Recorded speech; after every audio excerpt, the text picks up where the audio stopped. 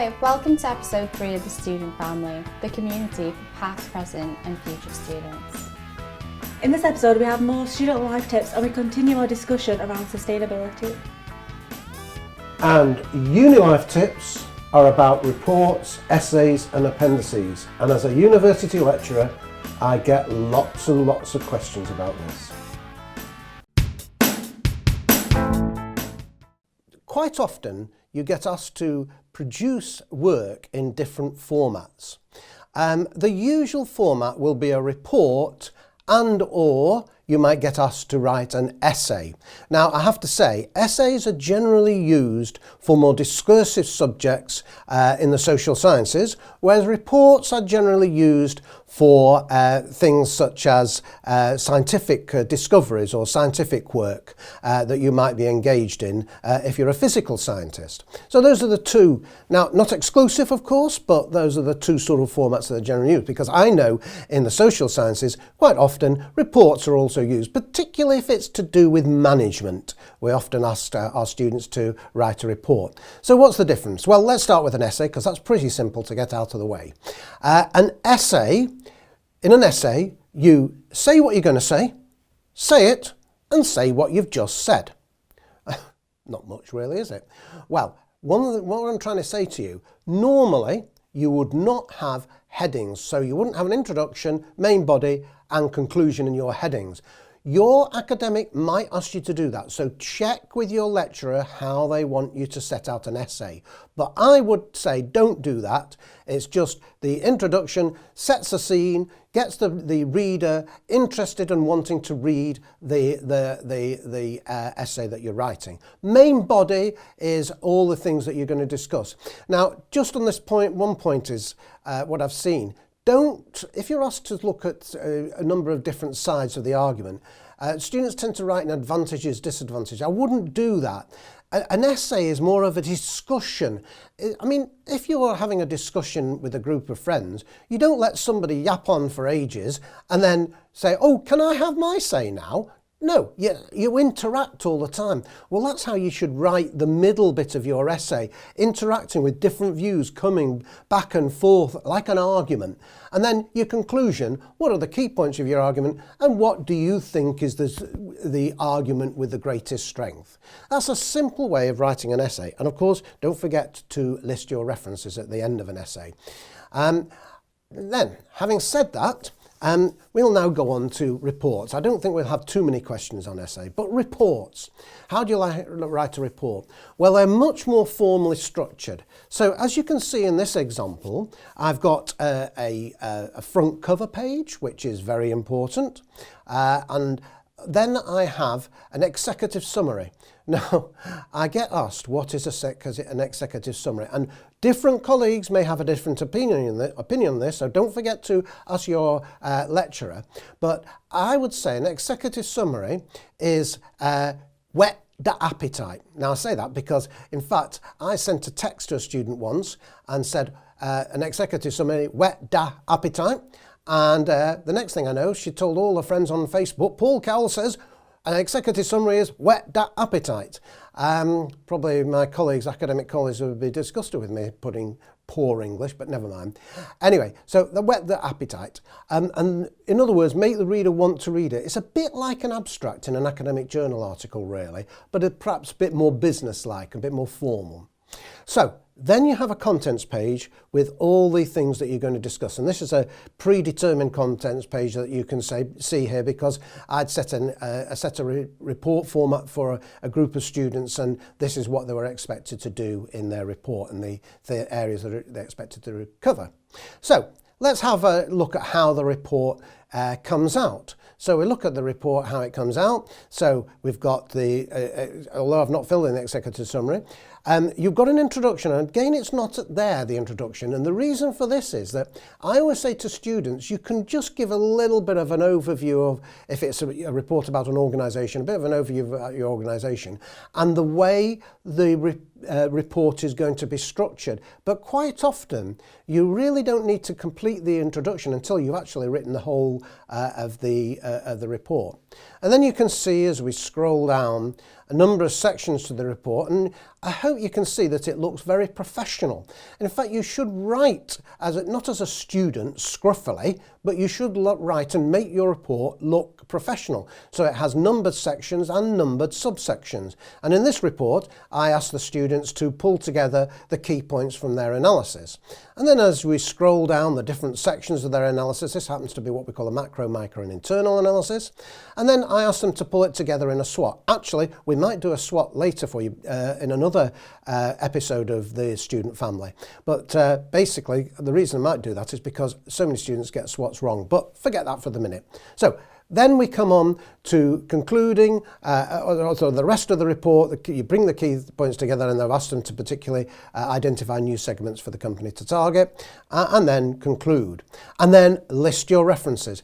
Now, can I just say, reference listing, in the reference video I made, I didn't actually tell you about the different systems. This happens to be the Harvard system that you can see here. In actual fact, different sort of schools and different disciplines use different referencing method. The key thing is to use the one that your discipline tells you to use. Very important. Now, I know that they'll direct you to a handbook, but if you want to ask more specific questions on our Twitter feed, please feel free to do so.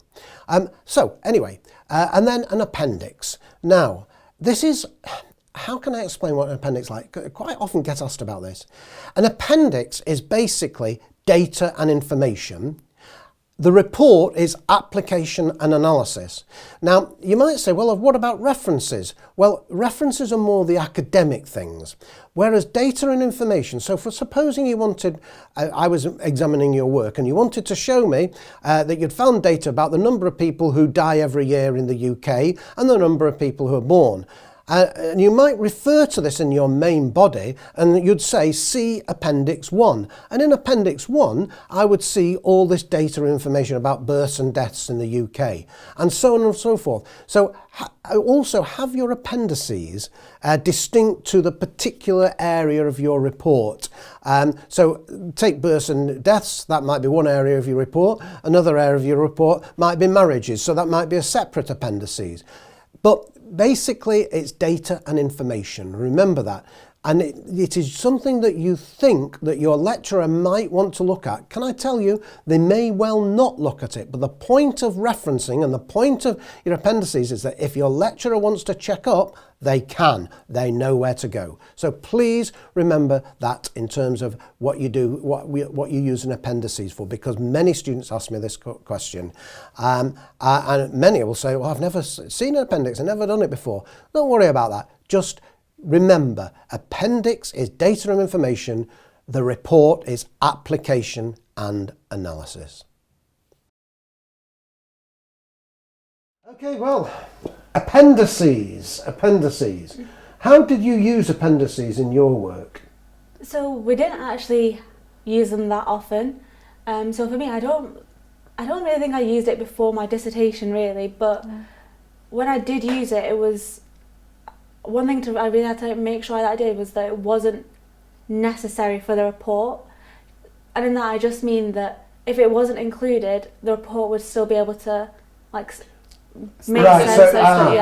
So they're an add-on, which Yeah. I think the term appendix probably means, really. Yeah. It's an addition, Yeah, it's isn't like it? your appendix. Yeah, like your physical appendix. Because actually, you don't need your physical appendix. That's a good analogy. And yes. you work well without it. And I also think as well, so for us, ours was quite like sciencey and lab based.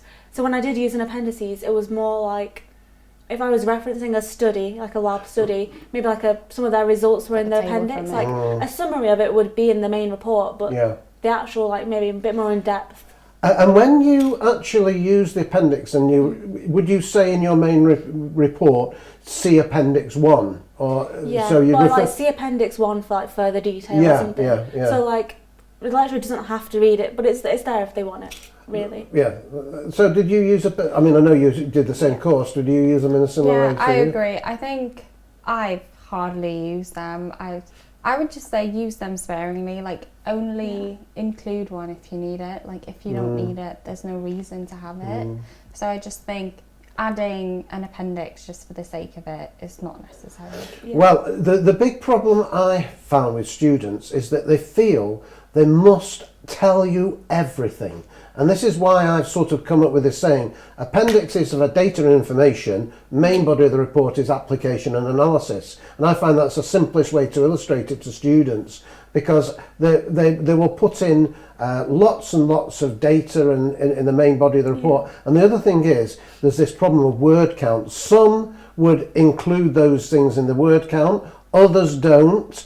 And of course, some disciplines, they don't even use word count, they use numbers of pages to write. I'm sure you've had that in the science disciplines. It's often how many pages you write rather than how many words, because they know you're going to put data and information. Mm. Yeah. And whenever that happened, I was like, the font size would be decreasing. I'd increase my font size. How do you see, Celia, the difference between reports and essays? So I mean, I've not done many reports in uni because we were like very science based, so we did a lot of reports. Many essays, you meant? You said when you've not done many reports, you said not done many reports. No, Essays. not done many essays. Done many reports. Yeah. That's it. I'm sorry. Yeah. Right. So done many reports. So I think with reports, like your results are very important. You need to explain them, but you need to be concise. I think that's a big thing with reports. Just being as concise as you can and stating things as clearly and simply as possible. And what about structure? Do you not think they're more structured? Because I always tell my students, section 1, section 2 and even subsections, titles and headings, and of course contents page and a front cover page. They're a bit more of a professional thing, really, aren't they? Yeah, I do think with reports it's very defined what goes into where, whereas with essays it's probably a bit more... A lot more up open. to you, Yeah. But I do think at the end of the day you are telling a story, so it needs to follow a logical format. And I'm glad you said that, because that's another problem I found with students, is that they write a report and then there are a number of sections, and what they will do, they'll write it as though each section is nothing to do with the next section, and you've got to connect them up. Did you find that a difficult thing to do? Connecting it? Not really. No. I don't think I've ever really had an issue with it, but with us it's just a very defined report usually. And then what I always think about in other things is you're telling a story, there needs to be like a thread that like winds through the essay that connects one section to the other. And I think, I was going to say, and I think just as simple as once you've finished it, read through it to make sure that it does have that sort of natural flow. Conversational. Yeah, so just, like, it's quite a simple thing, but it's quite effective as well. Do you think most students do read through the work before they hand it in? Yeah, 50-50. Depends how close to the deadline Yeah, it you are. depends on the deadline. Like, I've definitely submitted things that I've probably not read through, like, front to back. But And that's when there's typo and grammar errors, isn't it? It is worth it. Yes, it is worth it, you're right. But It makes a difference. If you've got 2 minutes till the deadline, just get it submitted. Submit it and forget it. That's actually one of the things he said about a thread, which is very important. That's actually how essays are written, because we always say basically an essay is, the introduction is say what you're going to say, main body of the work is say it, and then your conclusion, say what you've just said. I know in reports you have introductions and conclusions which have the main the main contents I've just explained for an essay. I think where there's a difference is it's much more, it's connected and discursive, an essay, in a different way to a report, because look at it, a report is reporting facts as you've found them, whereas an essay is, well, how are you integrating and analysing everything? So I think it's important that we remember the differences. Yeah, I agree. I agree with that as well. So I think one thing that I think's quite key to keep in mind is planning. So when you're writing a report or an essay, just like plan it out. So what I always like to do is, like, for reports we had the sections, I like to just do some bullet points of what I was going to be saying, like in general, and I just feel like that really helped to just sort of bring it all together. And when I was writing it, just sort of, sometimes you write it and like you kind of forget where you are. You can just go back to your plan and see where you're supposed to be. And also, you're not going to be writing it all at once. You're going to forget where you are. So a plan can really help with that. Yeah, I agree with that completely. I just think, once you plan it, you're more likely to put in all the really important things that you need there, and then you can just put like the other words to like fill it, but what you have is there. And I think a tip for appendices is don't force yourself to have it. Only put it in if you need it. Be concise with report writing, and Can I add to that the appendices is really for data and information that you won't necessarily need to read as part of the report, whereas the main body of the report is application and analysis. Yeah. So in episode 2, Paul introduced us to his ABC method, and I think it's worth keeping in mind when looking at this video about star rating and feedback. Well, of course, if you buy online, what is a natural thing to do? Have a look at the feedback and particularly the star rating. But I am astonished at the number of people who look at the first couple of things that people say and think, oh yes, this is a wonderful product. And everybody is very happy with it. And look, it's got a 4.5 star rating. Well, the first thing to look at on those star ratings, actually, if you look at any star rating, they're never 3, because overall, because, well, that tells you nothing. They're never 5 because you wouldn't believe it, because you think, nah, it's too good to be true. They're always 4 or 4.5.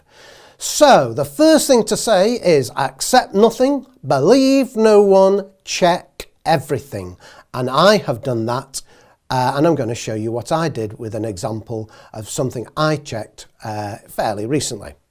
So, before I do though, I just want to say a few points. I'm sure you know this already, but just to reiterate it, it's very easy. There are many companies who write false feedback for companies, and they buy the false feedback and false reports. I know there's a certain international delivery company that you all buy from, that if you are a manufacturer or a service provider or a product seller and you change your product, they tell you don't change it too much, only change it slightly, because we'll just transfer the feedback from the old product to your new product. Which to me is not right at all. It should be genuine feedback according to the product that you that you're wanting to buy, not the previous iteration of the product. In actual fact, you probably think, well, it's going to be better than the new one. Well, not necessarily.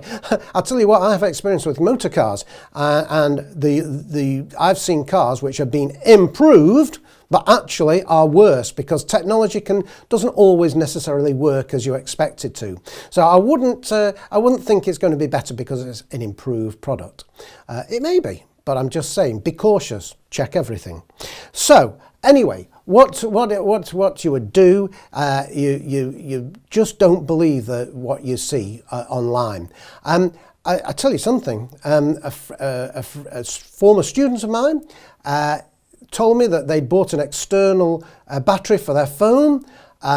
It wasn't performing as well as he thought, so he just put some feedback online and said it wasn't performing as well as he thought.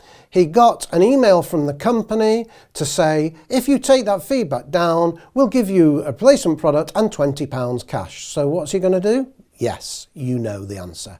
So just do not trust the feedback and the star rating at all in any way whatsoever.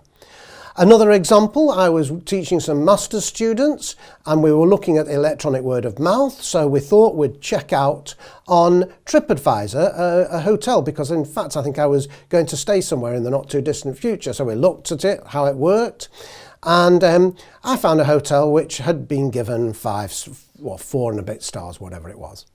And on TripAdvisor, it tells you can see the other hotels that this particular person who rated this one had stayed in the past and given a rating for.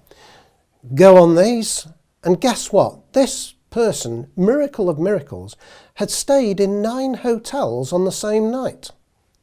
Obviously not to be believed. I know people in the motor trade who pay to be on a well-known site that deals with piloting, and there's a clue. And they had a bad review and they said, oh, because they pay a monthly fee, we're not going to bother. They said, oh, don't worry, we'll take it down, your bad review. So, you know, you cannot trust any of these rating sites. However, I do believe that, you know, there is some useful information about products and services on the rating sites, particularly in the feedback, but beyond the first page. So, what I'm going to do, I'm going to show you what I did with a car company called Kazoo. Now, I really actually looked at them because I wondered how their model worked online for buying cars, because it was an interesting model.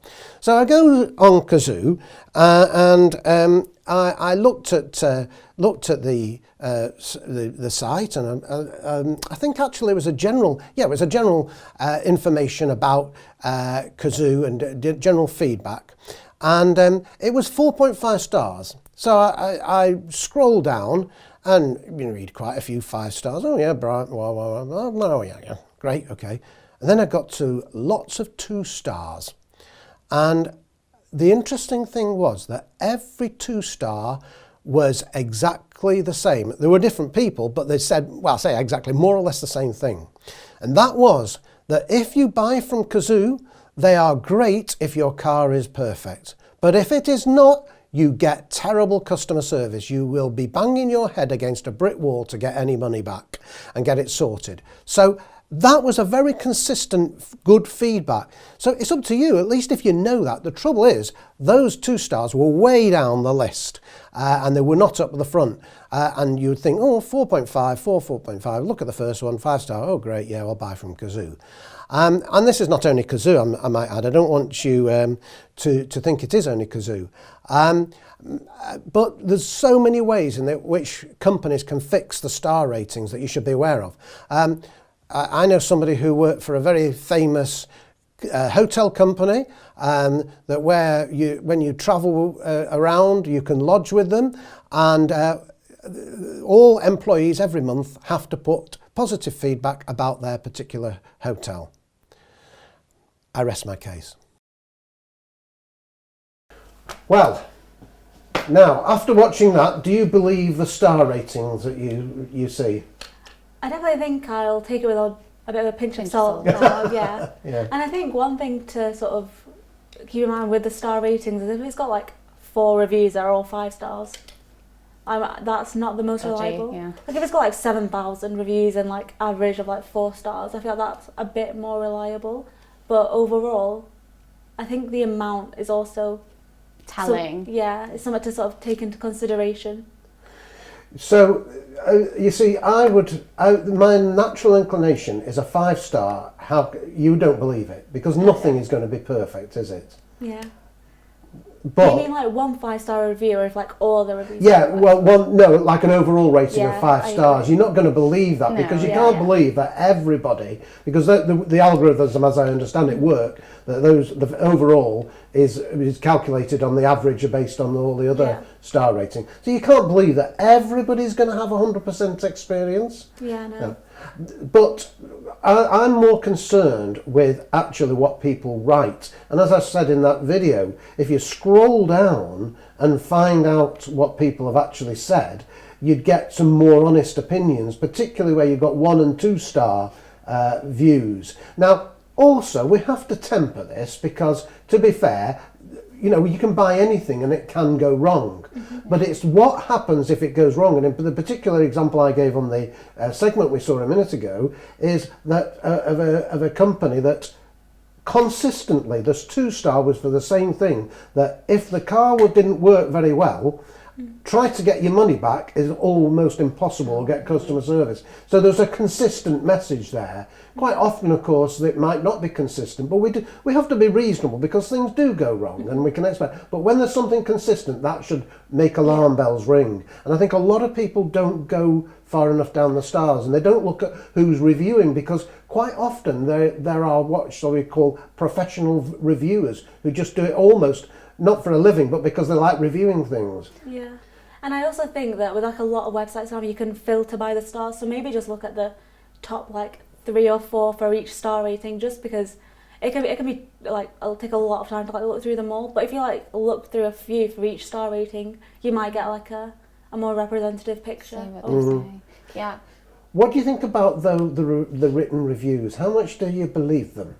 Depends on the review, I think. Yeah, it depends. I feel like I can. Maybe it's just a special skill I have. I feel like I can tell when it's like, when it's like fake. Well, you have a special skill. Are you a Yeah. psychic then? Spidey sense. Raheela the Yeah. psychic. You can just sort of tell if they're just like, oh my gosh, this product changed my life. It's so great. I'm like, It was Is- a stapler, wasn't Yeah. You it? think they're going over the top when they Yeah. say it changed their life? Yeah. But you don't often. Do you get many of those? I've not. I mean, I have to be honest. I'm not an avid reader of reviews, but I've not seen anything quite like that. I don't remember if I've ever seen that, if I just made that up. Yeah, but do you know, you are aware that companies can buy reviews, even on Amazon, who in a previous episode you said that you trusted Amazon. I know Celia, for a fact could you? that you can. I trust them Amazon. because I know I can return it. Yeah, well, that's the key thing actually. And I have heard this. I mean, I know I've heard people say the same thing about Amazon. They buy from them because actually it's dead easy to return. I'm assured But do you know, on the other side of the coin, I've heard people who are resellers on Amazon say that Amazon treat them really badly, so they suffer from that. Yeah. So I have a saying that if something is free, somebody else has got to pay, or if it's cheap, somebody else has got to pay, or you get the extra service, somebody else has got to pay. So, there is a downside to it. There's this balance. But just going back to the reviews, I mean, I'm very sceptical. I mean, how many reviews have you both written? None. Exactly. And I've done hands up in class with students and very few write reviews. Yet it's young people like you who everybody says, so use the social media, they'll write reviews, blah, blah, blah. And I've never met it. And the ones that do, they nearly always tend to write Terrible. negative reviews. I feel like the only time I've ever been tempted to write reviews is when I've just had awful experiences. Yeah. So I do wonder who's like having a 3-star experience and being like, yeah, it was fine. Like, what? Who's going on their computer to do? Someone. Well, your friendly company who you like buying from online, a former student of mine bought an external, what they ordinate for your phone, an external battery. Yeah, a larger battery. And he said it didn't work that well. And he just put this comment online, it didn't work as well as he expected. He said, I wasn't actually complaining, I just thought, he said the company got in touch with him and said, if you take it down, we'll pay you £20 and give you an exchange battery. So that can happen. I know on other sites, garages for example, if they get a bad review, they ring up the site and the site says, oh, don't worry, we'll take your bad review down. Oh, that's Should first start job, writing yeah. But hopefully we can get paid to take them down. So you can see my ABC, Yeah. why it's so important, that ABC. Anyway, we need to move on, don't we? What are we up to now? Well, I know I'll definitely think twice before believing everything I see online. Now, to continue on with our discussion around sustainability, Dr Benstead provides us with a guide on how to become more sustainable and how to become more aware around modern slavery.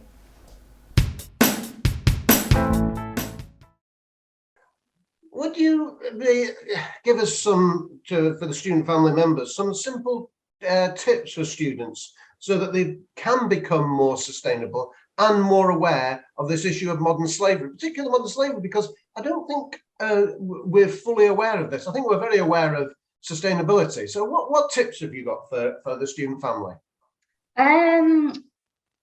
Okay, so I'll give a few tips, both environmental and social. I think trying to just be conscious of what you're buying. I think shop locally, support local shops.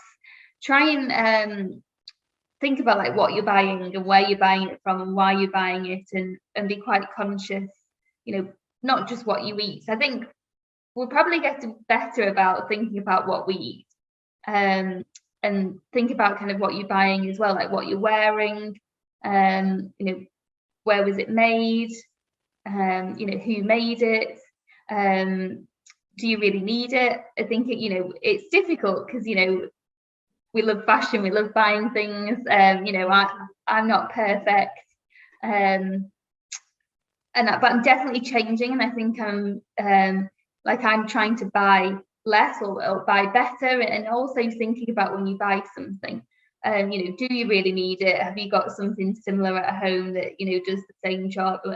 But, you know, when you buy something, are you really going to treasure it? Do you really love it? Are you going to look after it as well? And so, you know, look after your clothes, you know, maybe swap them with friends, or, you know, just think about not just buying for the sake of buying and then just throwing them away. I'm trying to think what else.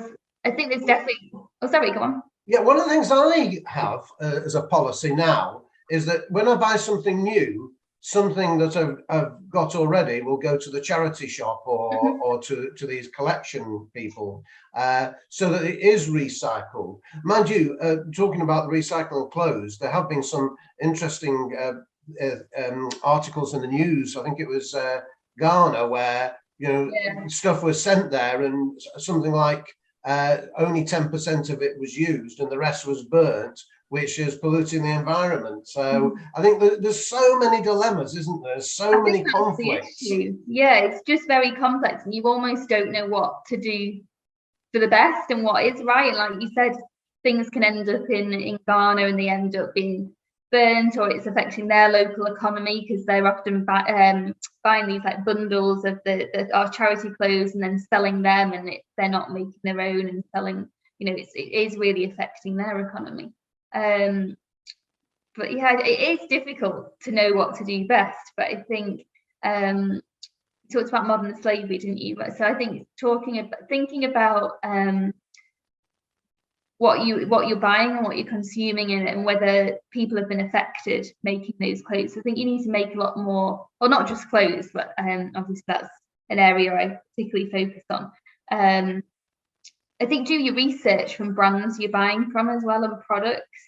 There's so much information out there. You know, we're very lucky now that you can actually, you know, in your fingertips on your phone, you can, you know, access so much information about lots of different companies that you are, you know, buying from. So you take the opportunity to do some research and find out more about them. And if the information isn't there, then reach out to them. You know, it's very easy to reach out to companies now, isn't it, online, whether that's on Twitter or Instagram, and find out more, so that you are making really conscious decisions, and you know you're giving your money to companies that you think are, you know, are better, or that you believe aligns with your values as well.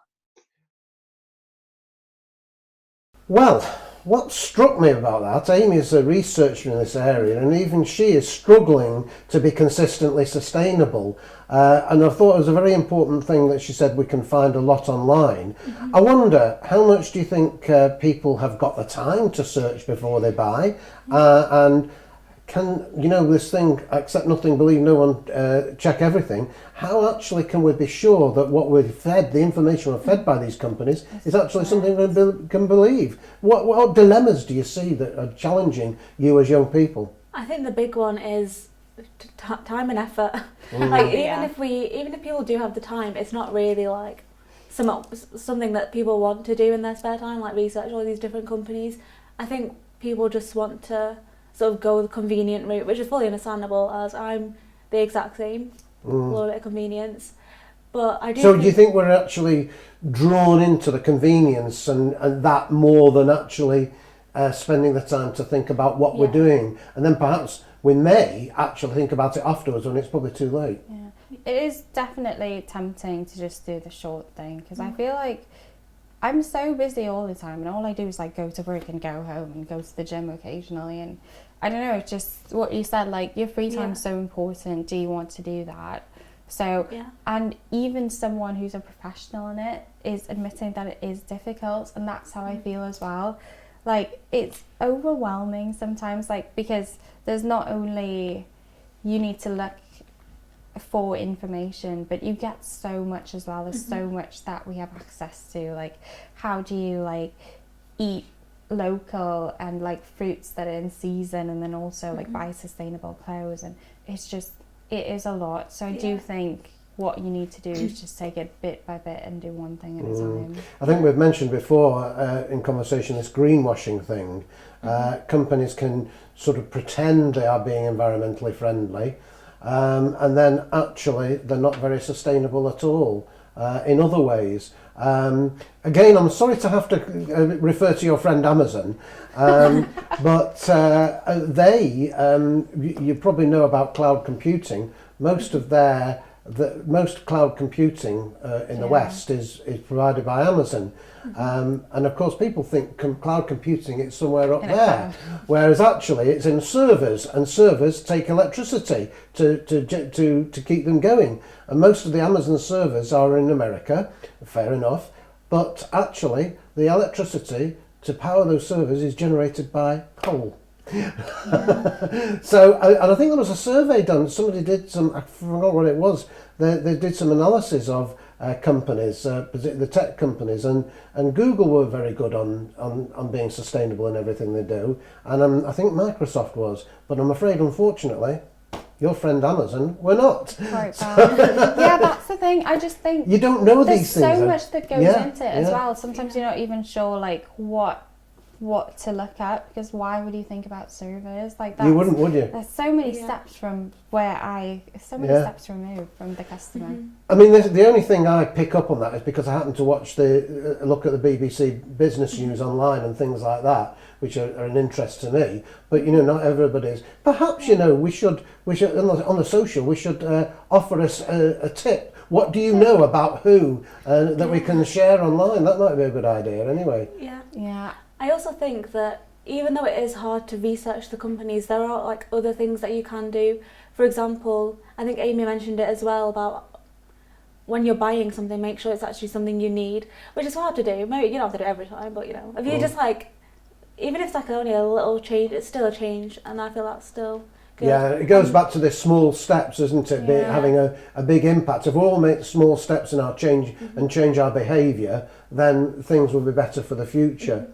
Yeah. Yeah. And there's I also agree. like websites and platforms nowadays, such as Vinted, where you can just buy like second-hand things, and that's a much more sustainable sort of option as well. Have you ever bought second-hand clothes? No, I have. I mean, I grew up in a really big family, so I have inherited second-hand clothes. But I never really bought it. But I was like one of the like on the younger side of some of the cousins. So like half my clothes as a kid were second-hand. Yeah, Well, I have all the siblings as well. I'm one of 7, and the hand-me-downs was a very Way of typical, life, you know, and Get your money's worth. yeah, and I know with my brother, he's got small children, and the two youngest are little girls, and the middle one. Yeah, when you think, you know, she's going to get handed down to the younger one, and I always feel a bit sorry for the younger one. So when it's birthday and Christmas, I always buy the younger one some new clothes, you know, because they get the hand-me-downs. But you know, you got to these days, really, haven't you? You got to recycle. And I know that my sister-in-law takes the older clothes to the charity shop when they're being used. I do that as well. Yeah, I think because as a student I move just about every year, like you always do a clean out and there's charity bins nearby, so I would always get rid of all the items that I haven't used enough and then just I always feel, you know, I said to Amy that I recycle. If I buy something, I make sure I then put something for recycling.